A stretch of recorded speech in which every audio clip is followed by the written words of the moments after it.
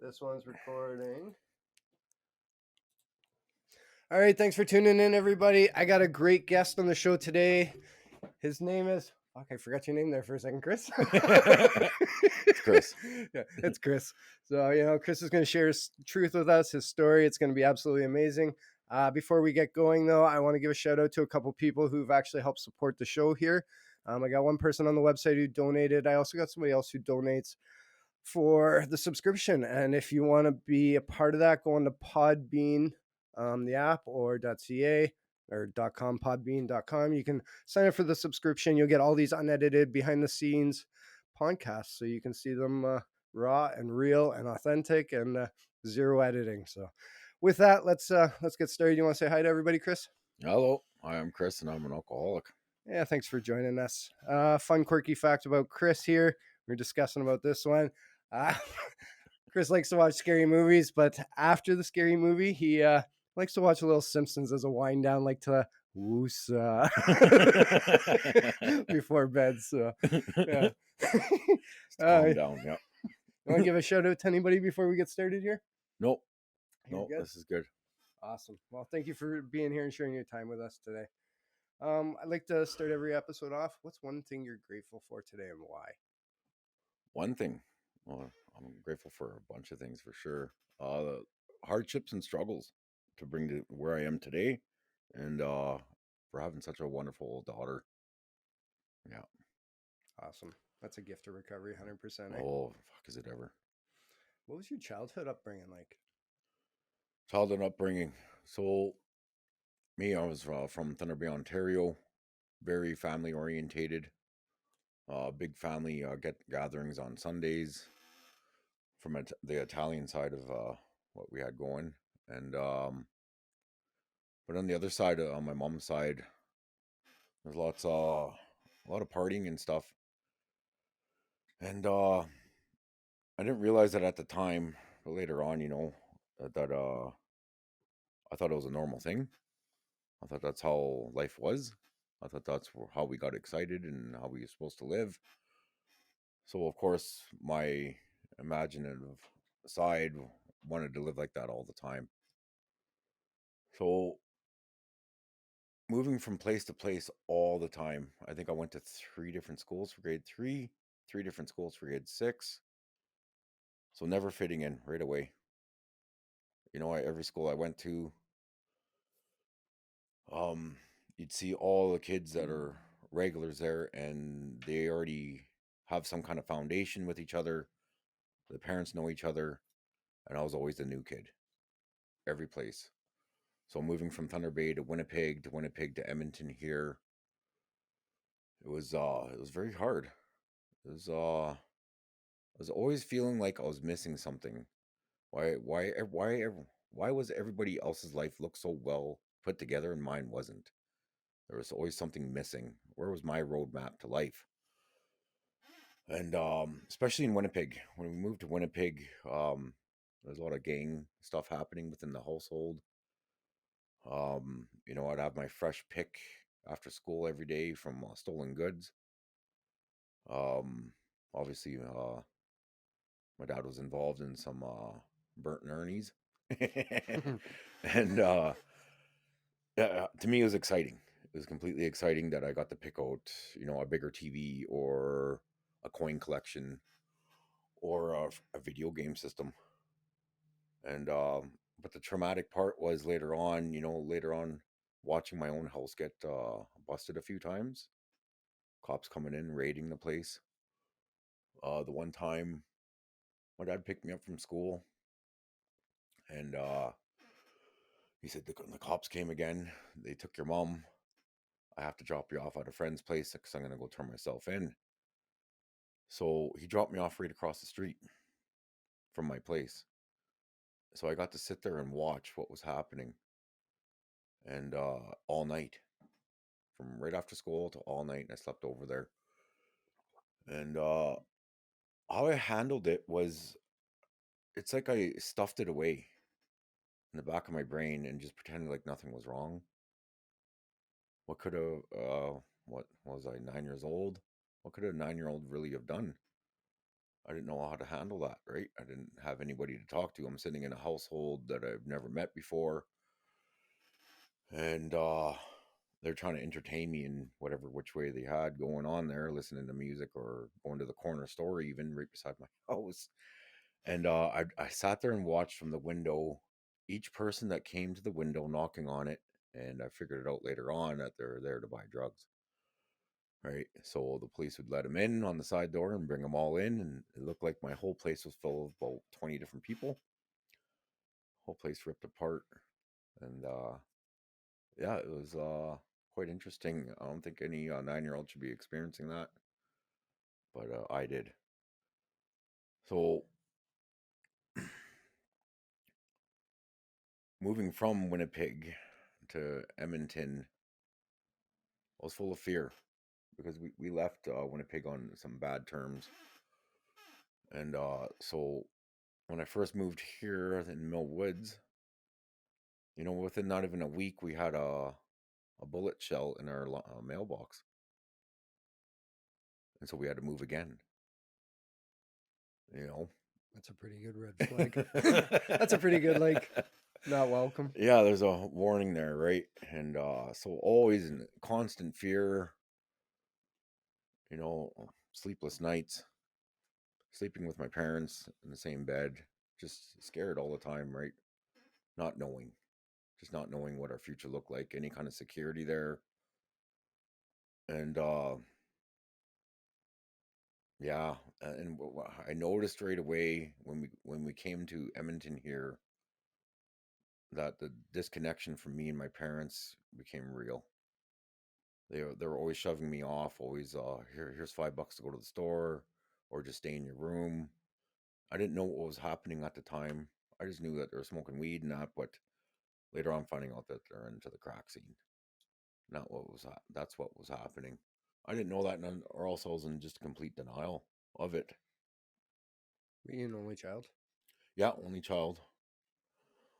so you get to see it all or not see it all, right? Like, there's Yeah. no one else to even console and really. No, and I had a lot of family here, and later on throughout my story here, I didn't even reach out to them at all. I have lots of family here that also moved from Thunder Bay to Edmonton here, and I didn't even think to even reach out to them. I had too much pride. It was sad. Well, I think being young too, you know what, like, and I'm sure, yeah, and this is just speculation, is like, keeping it in the family, right? Like, shit doesn't leave the walls of the Yes. family, right? You kind of have to keep that hush, right? And what you're doing or what they're doing to Yeah. start with isn't really legit, so you can't really go and share their stuff or you share their shit. Yeah. How old were you when you kind of got introduced to drugs or first tried it, drinking, drugging? So what it came about was I can see that the household was disconnected, like I said before, or chaotic, or was all when my parents started pulling me out of school just to go to food bank. I can tell that the rent wasn't being paid, that those items that I'd had before, material items, were being pawned off. So I'd always come home and stuff would be missing. And once they got kicked out of the last place there, and I think I was about 14, 15, they moved into the Trailway Motel. I was here on the south side here. It's still there, but it's named something different. But pretty much I was homeless then. I was living from couch to couch, and right away I picked up on weed. Um, that opened up all the doors to everything that I was ever looking for. Everything, because I no longer felt like I was outside of the circle. I was right in the middle of it now. That connected me to me going to places I was. So in junior high, I started hanging around with all the cool kids out of each other junior high across all around Southside, from Duggan to Mount Carmel and Ermineskin and just everywhere. And always hang around with the older kids, right?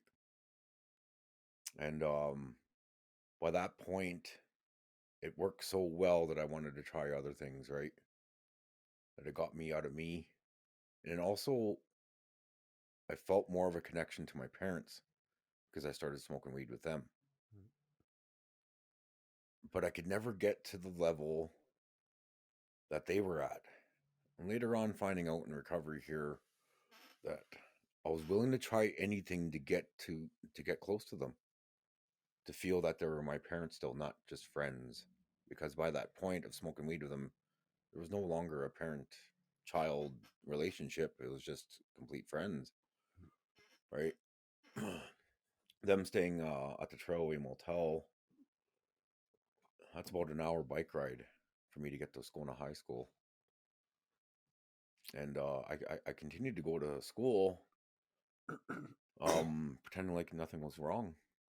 I was living at my girlfriend's house at the time, sneaking in her window half the time, and I still continued to go to school and get good grades. I ended up getting a job. Um, but once in a while, I'd go stay with my parents, but it'd be too awkward. There was just too much going on at the hotel there. It just didn't feel right. I didn't belong there. There's just too much outside stuff, and yeah. So it was a complete struggle. That I was between good and evil right off the bat, going to high school there, pretending like nothing's wrong. And like I said before, that at that point, I should have reached out to one of my aunties or uncles and said, "Hey, look, this is what's going on," but I didn't. I didn't even reach out to the teachers either. I didn't even really tell my friends, but some of my friends were telling me, because by that point they were on the street selling crack, and they were telling me that they sold to my parents a few times, right? And I didn't want to believe it. I didn't want to believe it at all. So straight into survival mode, gaining as many street knowledge as I could. I started selling myself, and like I said, I was in between good and evil. I knew I had to finish high school if I was going to get to anywhere. I knew I had to work because I had to provide for myself. So how was an easier, quicker money was selling right away, and I was just dabbling into everything by that point. I went from acid to coke, meth, ecstasy, G, just everything. Whatever came my way, I didn't mind trying. Yeah. What? Pardon me. What? What was your demise, or what was your drug of choice? Drug of choice at first was weed, and then it developed into coke, and then I think it was that girl that I was staying with at her mom's. We ended up getting our own place, and we ended up staying together for about 8 years. The day that we broke up, I said, "Fuck snorting this shit. I'm gonna start smoking." Best choice I could have ever made, eh? Just imagine you're sitting in the chair in front of me. I can imagine how it went. And I finally kind of knew that's what my parents were fucking dabbling into at that point, and now this is a way I can get close with them. How old? So, How old were you at that point? 22 or 23 or 24, right around, I can't remember exactly. It's such a blur what was happening that time period because I was so into coke by that time I that get it. it was really scary. It was fucking fucked up. It was a lot of sketchy nights, not too many sleeps, and by that point, I think I was at the peak of my selling too. I had about 16 guys working for me, and I didn't really have to do anything. I was not working anymore. It was just more about the drug game, and yeah. But as soon as I got to that crack stage, I lost everything. I lost the girlfriend, the house, everything else couldn't work. I just couldn't do anything. So I ended up finding my parents in another hotel and ended up staying with them for about 4 years, going from hotel to hotel and just being stuck. Just being stuck. Now, I thought that that would open up a different gateway to parenting and childhood with my parents, but even though I was with them every day, I felt so fucking far away. We were just shells just sitting there using day in, day out, going out boosting to get feed our drug habit. and it was just living day to day, trying to pay the hotel bill each day and get our drug of choice, and then maybe if we got a little bit of food that day, that was a bonus. What's your clean date today? August 23rd, 2016. So what are we? Oh, good job. So Yeah, you're coming up on 6 years then. 6 years right away. So 2016, we talked before. So around that time, you got introduced to crack to your clean date today. What were some of the bottoms and what were some of the bottoms you hit? And did you ever try cleaning up on your own? Um, when I knew that I lost the power of choice was right around the age of 21, when I was in right into the coke there. I think it was about the third time that we did it, and I was like, "Oh fuck, this stuff is dangerous. I want more. I'm like, what's going on here?" Um, sorry, what was the question again? So from the time you kind of got in, like between Oh, bottom. that era, yeah, like what were your bottoms and did you ever try cleaning up on your own? So the bottom there was when I lost the girlfriend there in the house, and I went into crack there. That was a bottom for me because she ended up going with my drug dealer. Bitch. No, I'm just kidding. It's fun. The drugs will make you do. Was she doing drugs too? No, actually, she went to Henwood. Oh, okay. She went to Henwood and cleaned up and came out, and she decided to get rid of me then. And then she went ended up with my drug dealer. Funny how that I works, don't eh? know, it was weird. But I held I was that's why I turned to the crack, and I couldn't eat for like 6 months. I was just my whole life just crumbled. Everything. My first love just left me, and she's with my best friend now, and yeah, and I'm back living with my parents again. Yay. And that was a bottom for sure. The next was after the hotel scene and stuff, we started living in these crack houses, and I swear for about good 3 to 4 months at this one place. We were already there for about a good 2 3 years. Um, there was no electricity, no water, and I remember stealing water from the neighbors just to flush the fucking toilet. We're smoking crack off candles and spaghetti noodles, raw spaghetti noodles. You can light that stuff up, I If you don't know, now you know. guess. And just a bed in a single room, and I'm just sitting there like shaking my head. What the fuck is my life come to? This is like there has to be something more to life than this, man. Like this is brutal, right? And that was another bottom I came to realize, right? That To, aha to moment. to try stopping though, I couldn't imagine it. I never really did try. I didn't start trying until I think there was like a few girlfriends after, and I think the only time we tried is because we didn't have any money left. We didn't have any ambition to do work or anything, and we just sat around, right? And then if we received a phone call from one of the guys I knew coming from Fort McMurray or something, we'd hop right back on it, right? Because we knew money was coming in. But I never really tried until let's see, the age of 28. When I was 28 years old, I finally tried. Swallowed my pride and went to detox. I thought it was like the lowest thing you could ever do, but I actually absolutely loved it. I really loved it. It felt that I was in a safe place, and I was actually all gun ho about this recovery thing, right? Because I didn't know we had an option. Mhm. I didn't know there's another way. I maybe like heard about AA or any kind of fellowship 12-step programs. I didn't hear of anything else besides that on like movies, but I didn't know it was real. Yeah, so I don't know how I even heard about detox or anything. I just ended up there. Yeah, ended up in Bonnieville treatment center, and then I ended up in a halfway house from the Spady. They had like a halfway house there after treatment, and then I went and got my own place. Now the goals that I had set, I had achieved them. I said because I've never had my own place in my name. That was a first. 'Cause I never wanted to have anything in my name because of the street life. And I wanted to start a career, or at least go to school. So I ended up getting this small apartment in my name. I ended up taking and going to trade winds for trade schooling. It was through the Métis, and that was it. That was as far as my goals in my head or what I'd written down.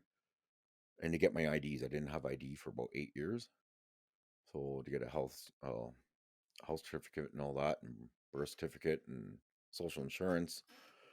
So I got all that back, and then that was it. That was as far as my goals I ever thought of, and I was super happy with that. Now I'm set up to use by myself.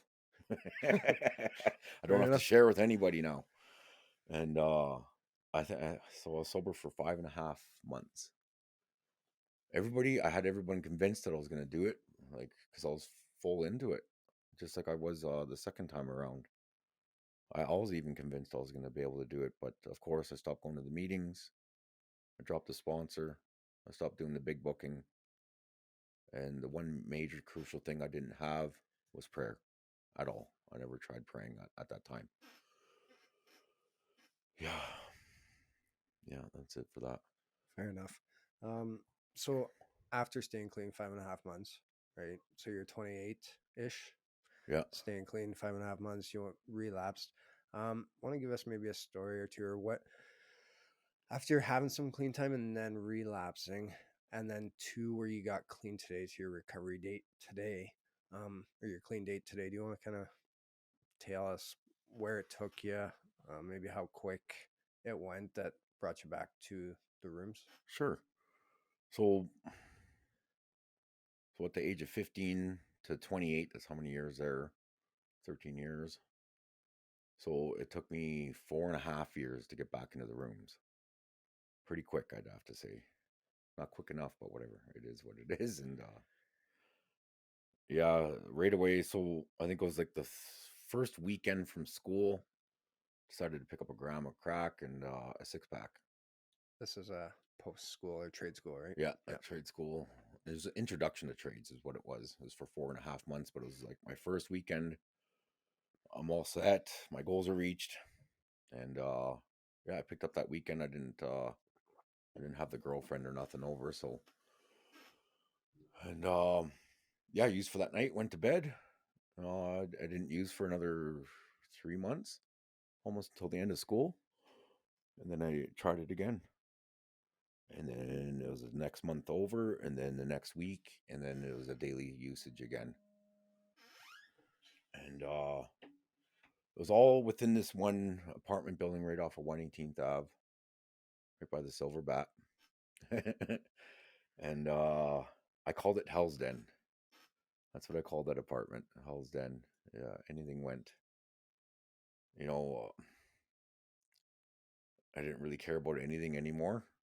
I still continued to somehow go to work for this trade, but my boosting, I was stealing a lot. So always had a lot of cash going on. And so to be able to provide for whatever was about to happen, um, and I was with this girl for about 10 years. It was my baby's mama, and it was really bad there. It was fucking really bad. We just stuck to ourselves. We tried quitting a few times, like I said, but when only when the money ran out and when I'd stopped working or something. But we knew we wanted to quit because we both felt that when because we both cleaned up before, right? She I'd been into treatment and all that, and same with me, and it felt fucking really good. And I was really astonished how many things came into play just in that 5.5 months. How quickly, like, I achieved more in that 5.5 months than in 28 years, and I was like, what? It's The crazy. fuck, it was just amazing, right? So I wanted something like that again, but I didn't know how to get it. Um, we ended up having a kid the day that I had my daughter Bella. I ended up using because we got in a fight at the hospital. She didn't take my last name because I didn't have a house and I didn't have a job at the time. That was another bottom for me. Um, it came even worse when, because she sobered up and I didn't. Um, my blackouts were getting really bad with the booze. I was blacking out off of 2 beer, and I'd beat the shit out of my own place. The next part would be like probably me beating the shit out of somebody else. That was the scary part. That was the reality check there, because it was coming so frequent with the blackouts, and I just wake up and like, what the fuck again? My kitchen's in the living room's in the bathroom. It's just like just a big tornado. And the one time, so I had planned. I never planned these things, right? I never knew where the booze was going to take me, and that's the scary part. My plan was just to have a few drinks, have supper with my friend. I have my newborn baby there. We're gonna enjoy the evening and go to bed. Um, so that's all I bought was a 6 pack. That's what I had planned for that night. So I guess the booze had something else planned for me that night, where drank shared the 6 pack. So maybe had what 3 beer with my buddy, and he's like one of us, but he was able to go home that night. We had supper. He went home. I'm like, oh, I'm gonna go grab another 6 pack here. By the time I went and got that 6 pack, I was already on the urge of blacking out, and that's how bad my health was. It was really malnutrition, right? On my way home, I brought home 5 street people into my apartment. I stored them in my laundry room. They offered to get me high, so I went back to my apartment.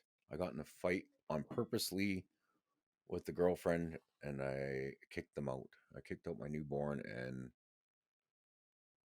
and her, so I can get high with some street people. It sounds really smart. And I'd never seen her again for another a good 11 months or maybe a year and a half. So to me, that was a really bad rock bottom. It was funny how all this came together was at the peak of my drug dealing in grade 11. My parents came to me with 7 grand out of nowhere. They came over to my girlfriend's house. They're like, "Kid, come outside." And I was like, "What do you want?" And they're like, "No, you got to come outside right now." So I came outside, and he's like, "Here you go." And I was like, "What the fuck is this?" He's like, "There's 7 grand in here. We'll see you in 6 months." I'm like, "Oh, what the fuck?" I'm like, "Okay, see you later." And that's how I started the drug dealing and all that. But then when I kicked out my girlfriend, I ended up just finishing a gig out of town, and I had 7 grand in my account.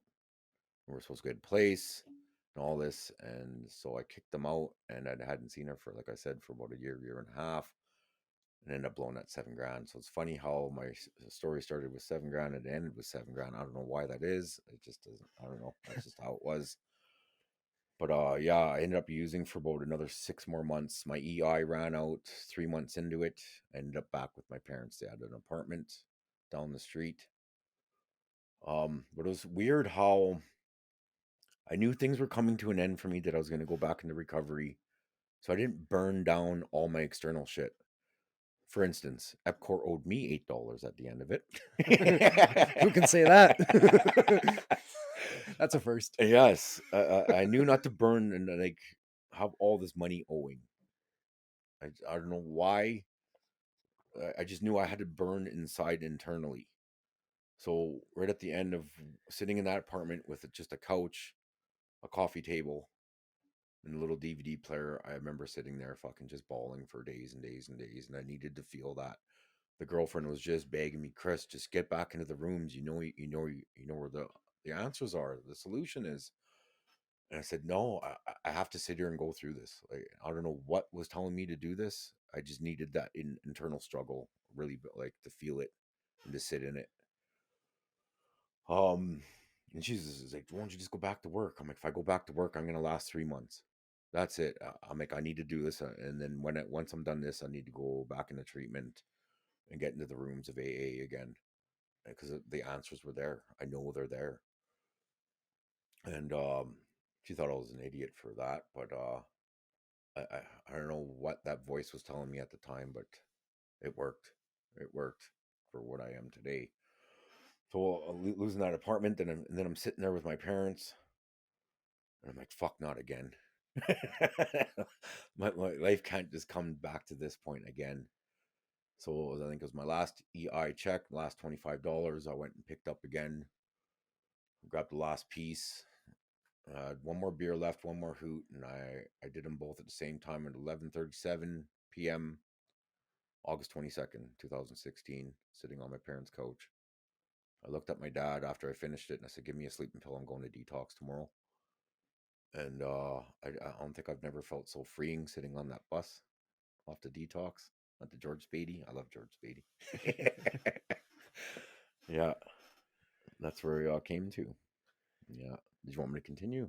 Well, I just want to touch on that. It's kind of crazy how we have to set ourselves up or psych ourselves up to like say goodbye or try and like end on this certain note. Like I can relate, especially when it came to cigarettes. Like if I wanted to, when I was ready to quit smoking, I had to like finish that pack. I couldn't throw them away, Yeah. like so if I didn't finish and I had 3 left over the next day, I wasn't quitting the next day. Yeah. Like all of a sudden, I don't know, it's fucked up in my mind where I had to like somehow plan it or line it up.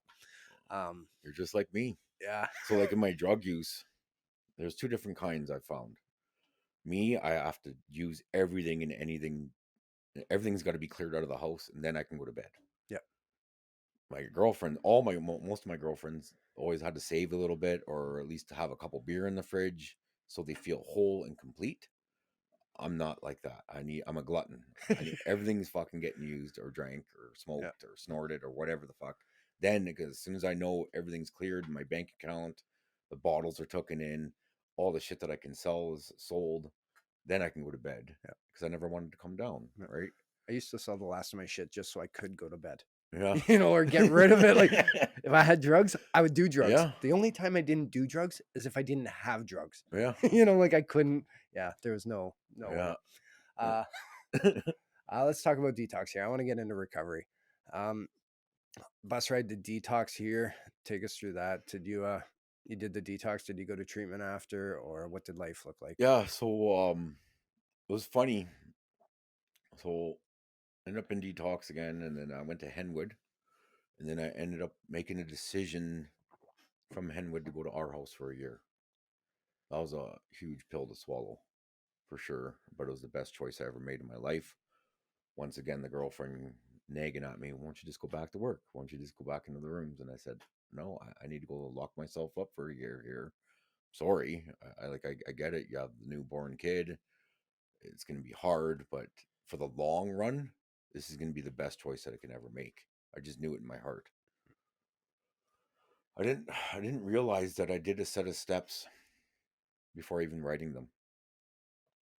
That me sitting on my parents' couch was step one, going, "Fuck I'm completely powerless over these drugs. I need help, man. I can't do this alone. My life is completely fucked and unmanageable." Two, step two was for me was going into detox, knowing that this place was going to return me to sanity of some sort. That I'm able to sit there and get a clear mind, get a clear conscience, and get this fog lifted a bit. Step three for me was getting into Henwood. I turned my will and my life over to the care of a treatment center at the time. Of course, it's God, but Yeah. it was a treatment center, and because I was willing to do whatever the fuck they were going to tell me to do, whatever you guys need me to do here, I'm ready to do it. Like my mind's made up. Anything you need me to tell you to sort out to find out where this root, what's killing me, like I'll tell you every traumatic situation. So what had happened was I practically did a step 4 and 5 right on the first feeling check that they had. They said, "Oh, let's tell you about. Let us hear about yourself." And I was like, "Well, I'm here to do some more extreme stuff than that." So I said, "Look, this is what happened when I was 5 years old. I got molested by my cousin, and I've never told anybody this. I need to get this out like right now." So by doing that, by getting it out, I was able to make some kind of amends with my cousin. Because later on, finding out that it was a learned behavior and that it was being done to him. So I was going through a set of steps just without even writing them. And as a result, I had a spiritual awakening sitting in the Thunderdome at Detox, the snoring room. The Thunder I Dome. think I can't remember the date. I have it written down. It was about 5:30 a.m. I'd woken up. Something had woke me up. I don't know what it was, but everything, like, I don't know, like, I got up from the bed. I went and sat in the little living room part of the Thunderdome there, and something just clicked there. Like, for some weird reason, I couldn't get to my smokes, and I started reading the daily reflection, and everything just started clicking, and I was like, "What the fuck is going on here?" And then so I felt like because I let out some of that darkness, some light had came in, and I felt like a new man. I was looking around the room like everything was crystal clean, crystal clear, and I knew that at that moment that I was going to be clean and sober for the rest of my life. That's something that was the higher power thing that everybody was talking about had entered into me. It's like God came down and just touched me and woke me the fuck up. I can relate. I think I was 6 months ish at that time where all of a sudden you just have this moment, yeah, that moment of clarity where you're like, I don't have to use again. Like, I get it. Like, I get what I have to, and I know what I need to do, Yeah, and I don't have to use again. Not my yeah, story, but yeah, like that was the case. Yeah. yeah. I just had a set of new eyes. Like everything looked fucking brand new. I was like, where was this world the whole time? Right? And so I knew from right then and on that I knew exactly what you said, like what I had to do, where I had to go. And that's where I got the idea to go to a year-long treatment too. It was just right after that moment. But it was kind of neat how a set of steps without even writing them just happened. I had the Bill W experience, as we call it, right? It was very big, but getting into our house and that, I love it how they give you a checklist. Did you get a sponsor? Are you hitting meetings? Are you doing your step work? Are you reading the literature? And are you praying? I think every newcomer should get that package right away. You need it, right? Structure. Like, Yeah. yeah, structure is huge, right? Or And what is learning it? It's just a basic skills. little altogether. All that added up is maybe an hour and a half out of every 24-hour period. What a sacrifice to have the life you have today. Yeah, 100%. Yeah. What was probably what was one of the biggest areas of growth you found that first year? Sitting in my own skin was one of them, and doing the complete opposite of what I thought I needed to do. I had to go. Everything my brain was like, okay, yeah, you go do this. No, no, go do the opposite because that got you into trouble last time. You've hit the fork in the road each time. Try the other way. Just try the other way. So what it was for me when I got into our house, I didn't go hang around with the cool kids. That was complete opposite for me. I hung around with the guys that annoyed me and pissed me off and angered me and who I thought was geeks, but later on finding out we're all fucking equal, right? We're all just children of God. And yeah, I learned so much just from that. Hanging around with the guy that irritated me. Some of them are some of my best friends today still. It was completely against the grain of what Chris wanted to do, but it worked.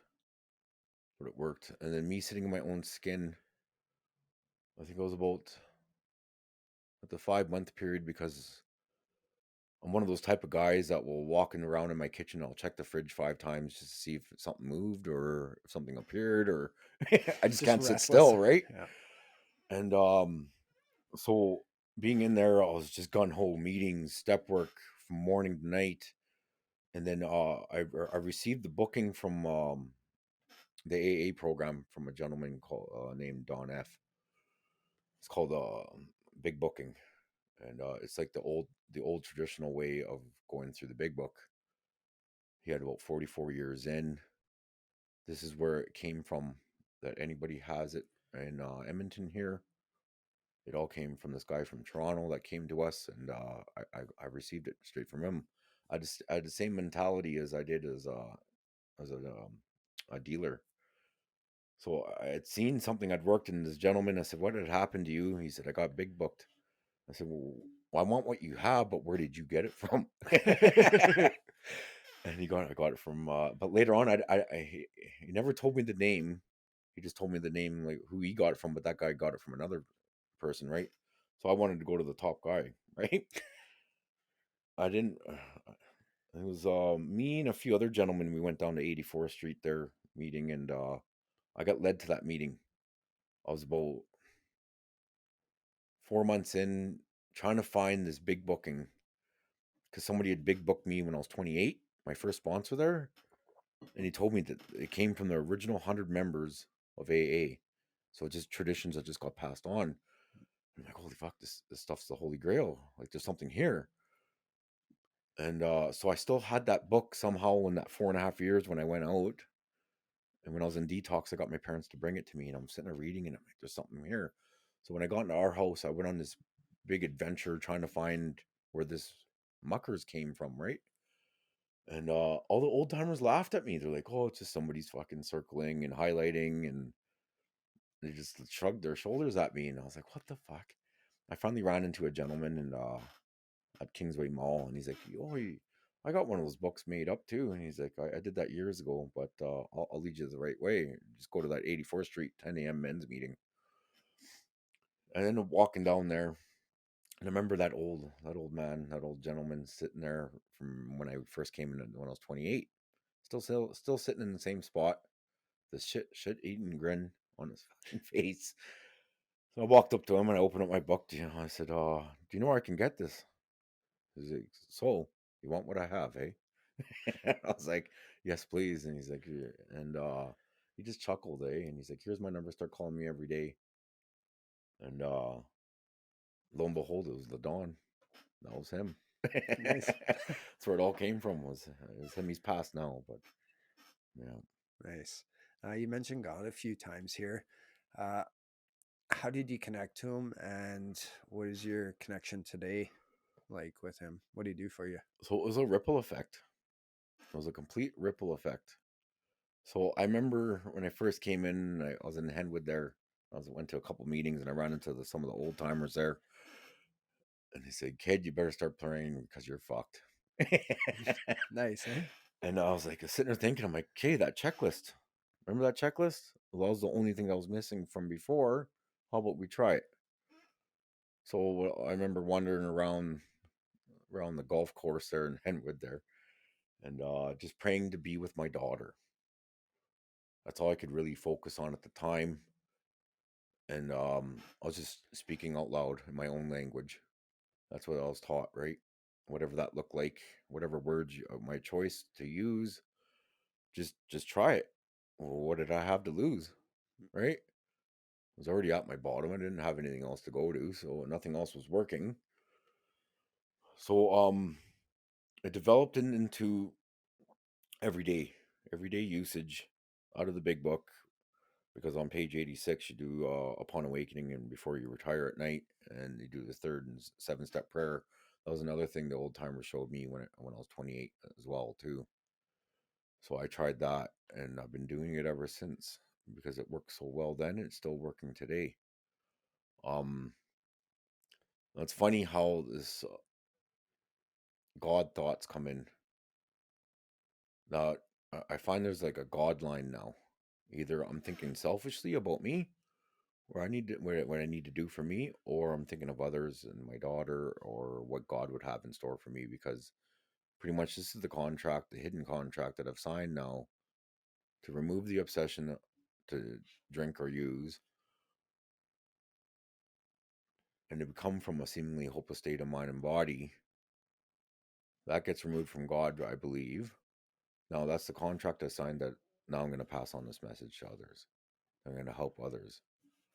It's not, it has nothing to do with me anymore. And I knew that going in to treatment and to the program of AA and all that, that had nothing to do with me anymore. And I kept on asking that question to myself at our house too, was why am I here? Why am I here? I had to refocus myself every day. Why am I here? It's not for me. It's for my daughter, right? I want to build a life for her that I didn't have. Yeah. Makes sense. One of the expressions I live by, like, because I got children too, is, you know, it's not my job to give them what I didn't have, but to teach them the things I didn't know. Yes. Right. And I'm trying to educate them how to make good choices, be accountable to their choices. Eventually, if they're going to drink one day, hopefully they don't, but you know what, like learn not to drink for effect, Yeah. like things like that, right? Like I need to educate them about the stuff that I know. And, sometimes I think I'm sitting on the fence. I'm like, fuck, are they going to grow up too quick by learning the stuff that this, or be a kid, there's that fine line of like, where do Yes. you, at what Do point we do you try? educate them or not? I don't know. Yeah. So start small, I guess. Here's one for you. Character defects. Which one was one of the hardest ones that you struggled with? And would you do, or how did you like correct it, I guess, for lack of a better word? I guess I don't know. There's so many of them. We're digging deep, right? When you look up character defects on Google, there's 194.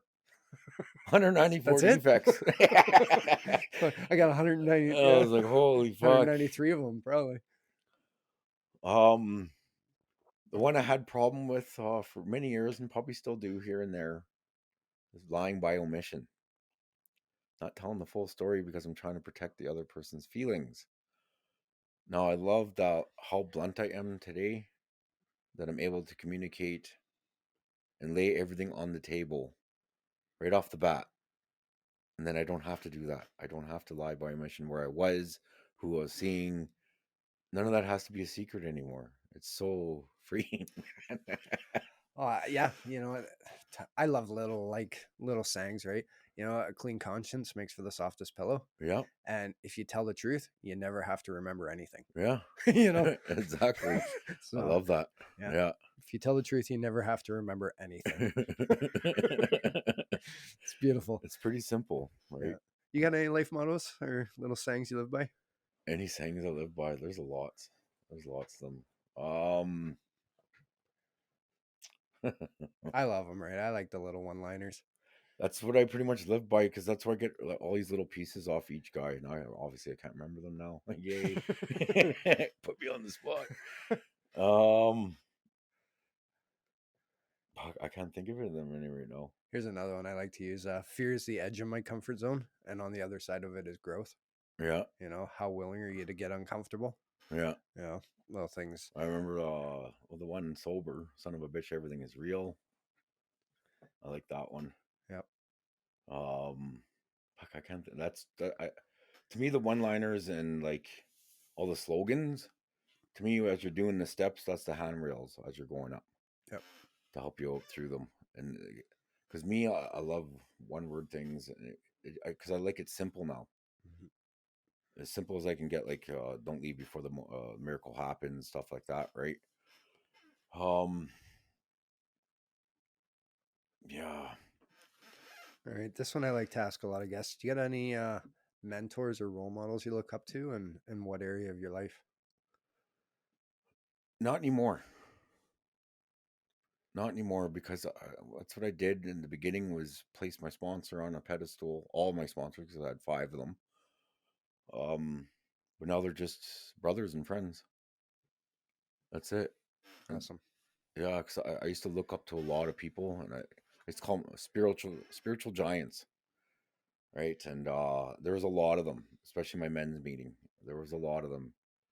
I remember sitting in that meeting for a year straight. They never asked me to share. This was the guy, the same chairperson, Spiritual Doug. And I'm like, this fucking old guy, man. I got so much to say. And he finally asked me to share, because I'm looking up to all these spiritual giants there. I get up to the podium there and I can't say a fucking word. The guy knew, man. He just knew. Right? It's not his first day. Yeah. No, he knows when the guy's ready. Right? And yeah. That's funny. That's funny. What are some of your relapse prevention techniques, plans, things like that when you get into stinking thinking? For the beginning, for me, what really worked was putting a picture in my head of my daughter, because that's what I was working towards. I just kept on doing that. I've tried suggesting that to others. I don't know if it's worked or not. Try to find something that you're working towards. That's your biggest goal ever, and that was her for me. That's what kept me. Now, today, if I go out and use today, I'm taking away from somebody else's recovery, right? Mhm. And it'd be super selfish of me to go do that, because in the step 10 promise, it says that the problem has been removed. Not just for today, it's been removed. The drink obsession, right? There's no takesy backsies.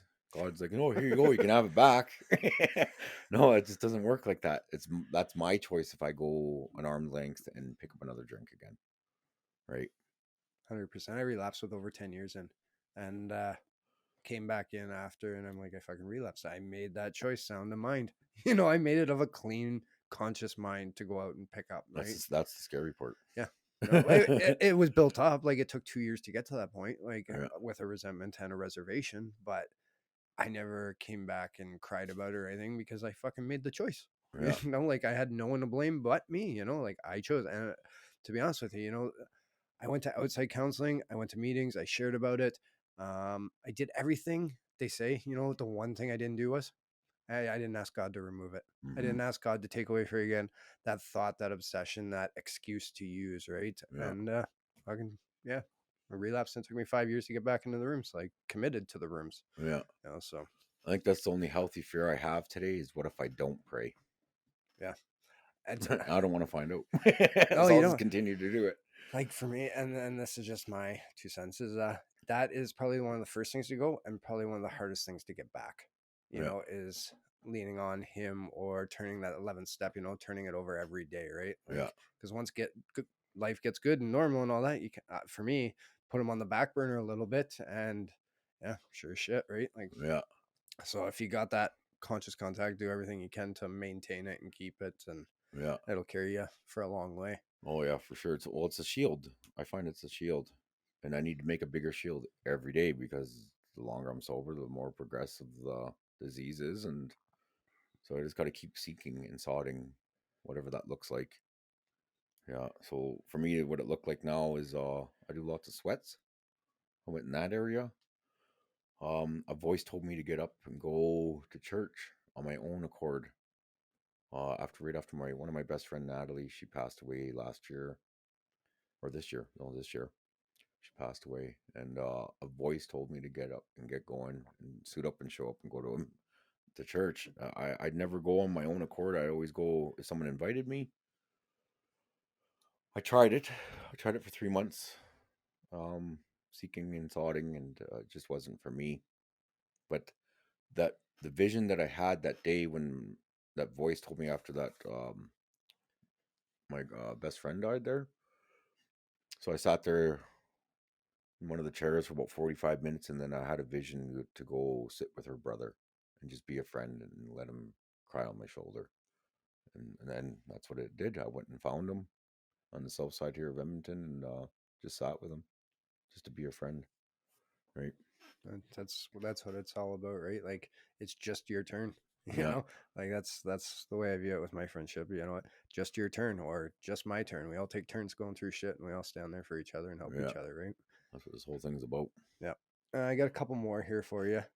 um how important was sponsorship when you first got sober, or even today? Super important because then I can just put all my trust into somebody. This for me, from my experience. Uh, when I first came in, nobody trusted me anymore. Nobody wanted me around. So within the first week at our house, I grabbed a sponsor, and my parents didn't want me to come to their place. My girlfriend didn't want me to come over for Christmas either, and that gentleman invited me into his home on December 23rd, 2016, and that was amazing that someone actually gave me the benefit of the doubt. So from there on, we made a strong bond, stronger bond than I've ever had with any other human being on this earth. And that's what this whole thing's about, is building a connection with another human being.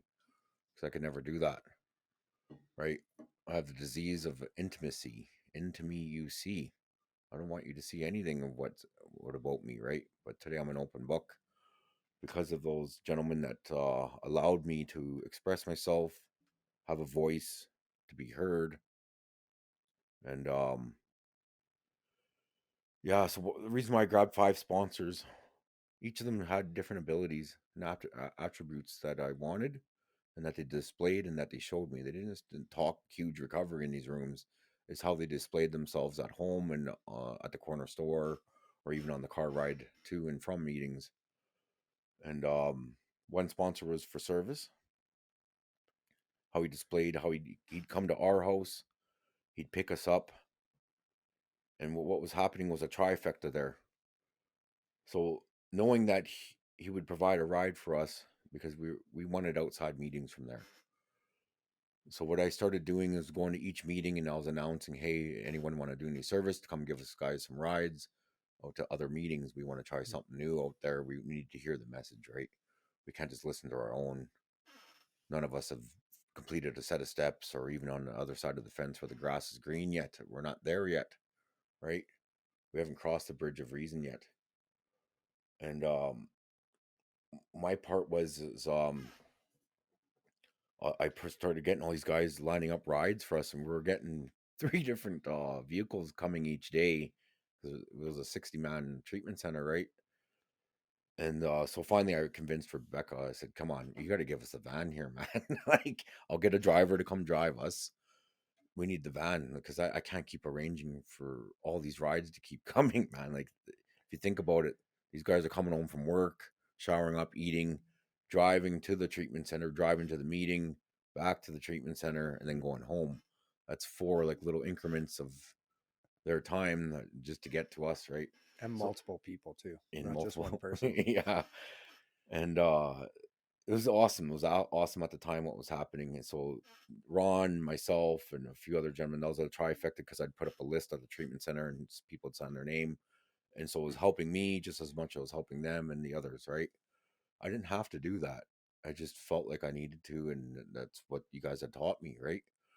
So Ron was for the service. Russ was he was all well rounded. The service, the step work, the meetings, just everything. Like Um, I think Terry, he got me doing my morning inspirations that I text out every morning. I've been doing it for 5 years now, still to this day.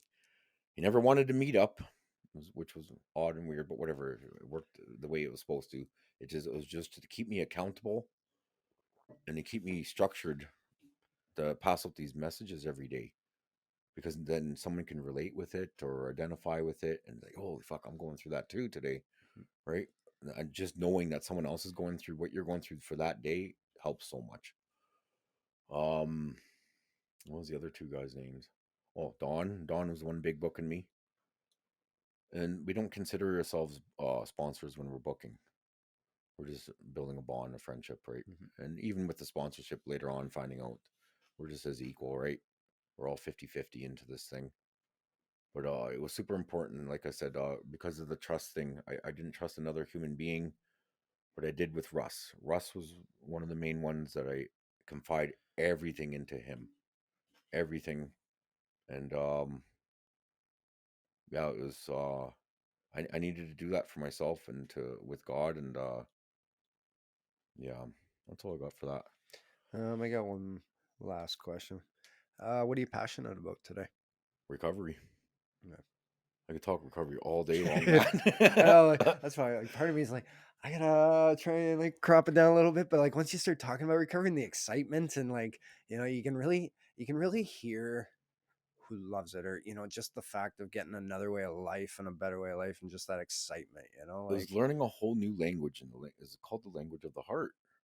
Right? I never used to talk like this. I never used to look like this. Well, it kind of looked like the same. Actually, people ask me why I still dress the same, and I said, you know what? This is the language I speak today, rather than recovery, but I have in my own words, and that's what attracts the certain people that come into my life, mhm, right? Because of the language I speak and how I dress. This is part of my language.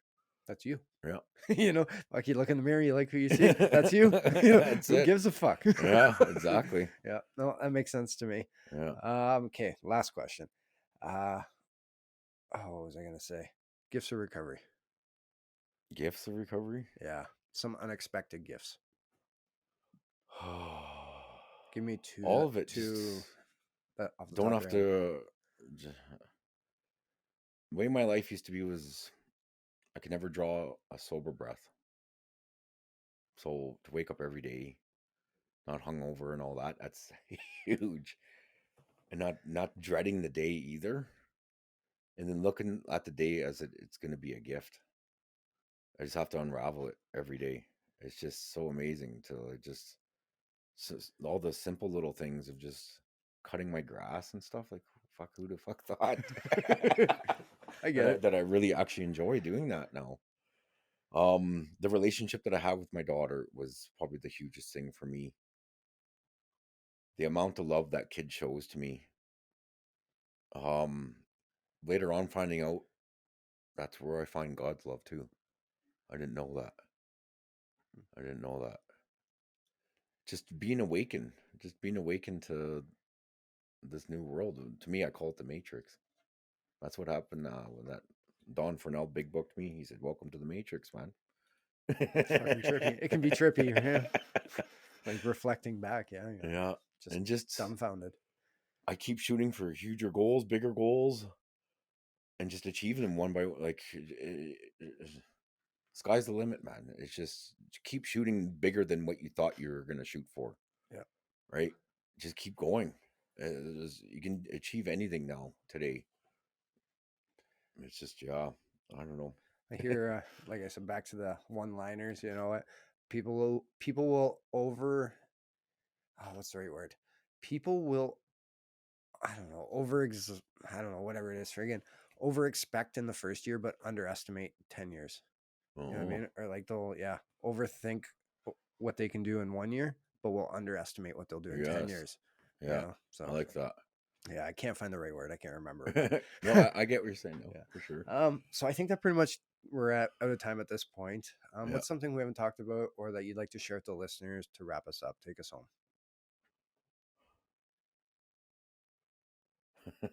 It's all good. That's what the edit button's for, right? Yeah. That pause I can like crop. Yeah. So Oh, I don't know. I think I said everything I needed to say for share sure. something with the listeners that you would like to leave them with, whether it be somebody new, somebody older, like recovering. Like, what's something you're to? I like you just to leave I guess if your you're thoughts. listening to this, I don't know. I hope you got something out of it. I hope you can relate with it and identify and hear something that you can make use of. Because we're not alone in this anymore, right? That we do have that option, like I said before, that there is an option out there for a guy like me and you. And I didn't know that. And I'm just so grateful that things came together in 1938.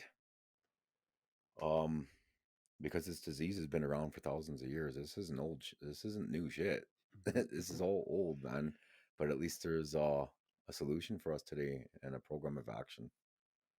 Yeah, that's it. And we don't have to fucking do it alone.